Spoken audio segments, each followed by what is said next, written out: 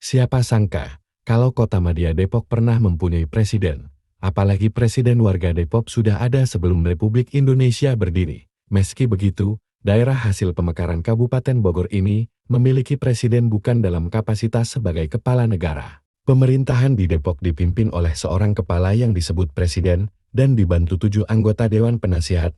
Mereka dipilih lewat mekanisme pemilihan umum yang dilangsungkan 3 tahun sekali. Cornelis Kastelein dan surat wasiat. Dialah orang Belanda yang membuat daerah Depok memiliki kekhasan tersendiri. Cornelis Kastelein adalah lelaki keturunan Perancis Belanda. Ayahnya, Anthony Kastelein, adalah seorang Perancis yang menyeberang ke Belanda dan bekerja di perusahaan milik Belanda. Menjelang mangkat, Kastelein mewariskan tanah Depok kepada para budaknya. Dalam surat wasiat bertanggal 13 Maret tahun 1714, tanah warisan itu diamanatkan dalam bentuk kepemilikan bersama. Wasiat itu menerangkan pula, setelah Kastelein meninggal, 150 orang hambanya yang mengerjakan tanah pertanian Depok, lahan, rumah hewan, dan alat pertanian. Ia juga memberikan kemerdekaan setelah sepeninggalnya. Karena khawatir terjadi perebutan, ia menunjuk Jarong Van Bali untuk memimpin dan mengatur mereka. Para budak yang telah merdeka tersebut khawatir sepeninggal Jarong Van Bali terjadi perebutan kekuasaan. Akhirnya disepakati untuk menerapkan sistem demokrasi dalam pemilihan pemimpin yang disebut presiden setiap 3 tahun sekali. Presidennya dipilih secara demokratis oleh rakyat.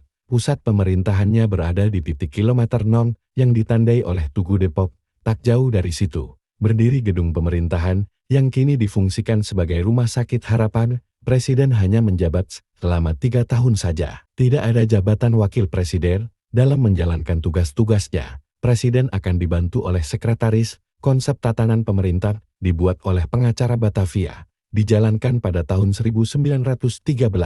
Presiden pertama Depok adalah Gerrit Jonathans yang menjabat pada tahun 1913.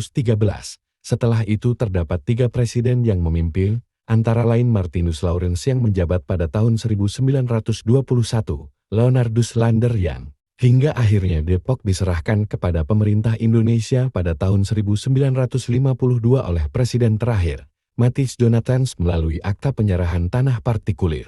Tanah ini berstatus partikulir, bukan termasuk dari kekuasaan pemerintah Hindia Belanda. Pada abad ke-18, Depok adalah wilayah administratif yang memiliki gemeente bestuur atau pemerintah sipil. Kastelein menjadi penguasa pertama dan pendiri Depok. Tanah partikulir dan landhuis di Depok tempo dulu. Tanah partikulir.